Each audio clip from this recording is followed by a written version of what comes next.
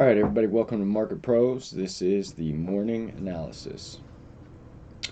Okay, so starting with Bitcoin, as you can see, we've kind of been just going in a range for, basically the last 2 days.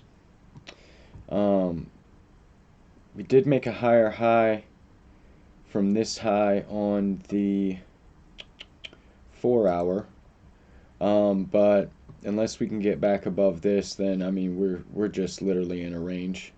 So the top of the range is at 40, basically 42.50. Bottom of the range is at 38.250. So yeah, I mean right now we are on some major VPVR support. It's like we can't get above it, we can't get below it right now. So I mean basically we're just waiting on the break of this range. We'll go ahead and put a channel there. So yeah, I mean here's your range. So yeah, we're just waiting on to see which way we break. Your 50 and your on the 4 hour, your 50 and your 21 have negative slopes. So does your 200. Your 100 has positive slope, but both this 50 and this 21 just crossed the 100 bearish at this top where it got rejected by the 100. Your volatility is low. This is on the 4 hour. So we'll start with the 1 hour, work our way up. Actually, we'll start with the daily.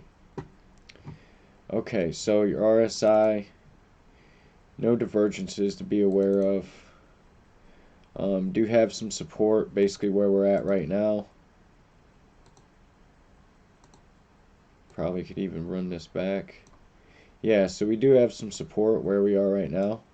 And it looks like we could be forming some sort of ascending triangle, which would correspond with this ascending triangle, which my chart's kind of cluttered right now, but it's basically from here to there, there to there.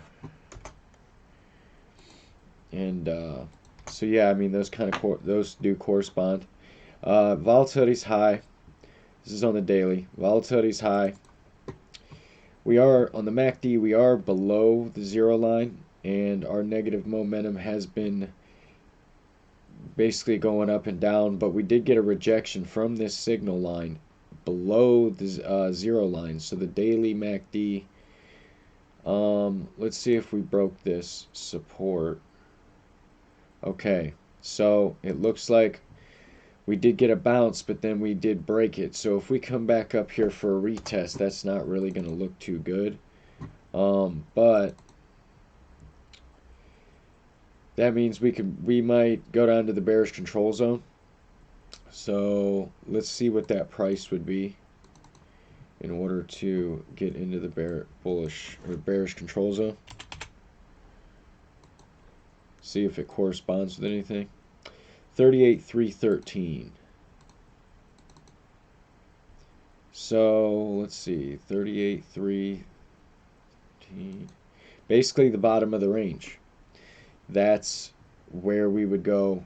And then if, yeah, see, so if we break the bottom of the range, we're also going to enter the bearish control zone on the daily. And then we would, we would invalidate this ascending triangle at the same time as volatility being high, which if we broke the range, I would expect the volatility to head up at the same time as breaking this support.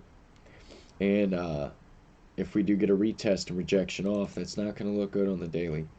So I mean, as far as the daily's going, if we do break this range, I could expect a bounce at this purple region.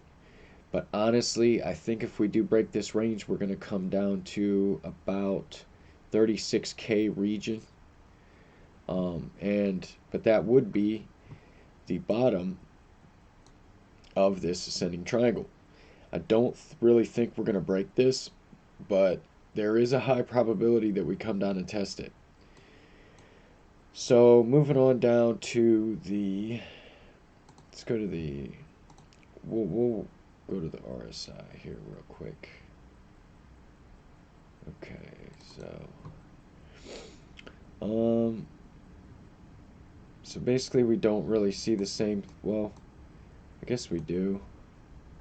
Let's see here. No, we don't see the same thing on the RSI on the 12-hour. We are bouncing off of the bearish control zone right now. We do not want to enter this, which, you know, if we enter this, that's gonna roll over to the daily, you know, and then that daily, the daily analysis that we were just talking about, you know, that could make it enter in the bearish control zone. 8-hour on the bearish control zone. 6-hour right on the bearish control zone. And we are below the signal line. I mean, we're below the signal line on the 8-hour, the 4-hour. Okay, so on the 3-hour, we're trying to get above it, and we did actually break out of the bearish control zone. Now we are above the signal line. 2 bi-hourly, above the signal line, above the bearish control zone.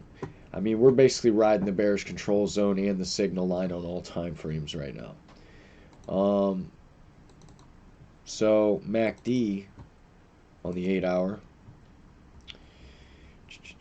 pretty fresh cross to the downside. If we come up and get a rejection off and this negative momentum starts to increase, that's not going to look good.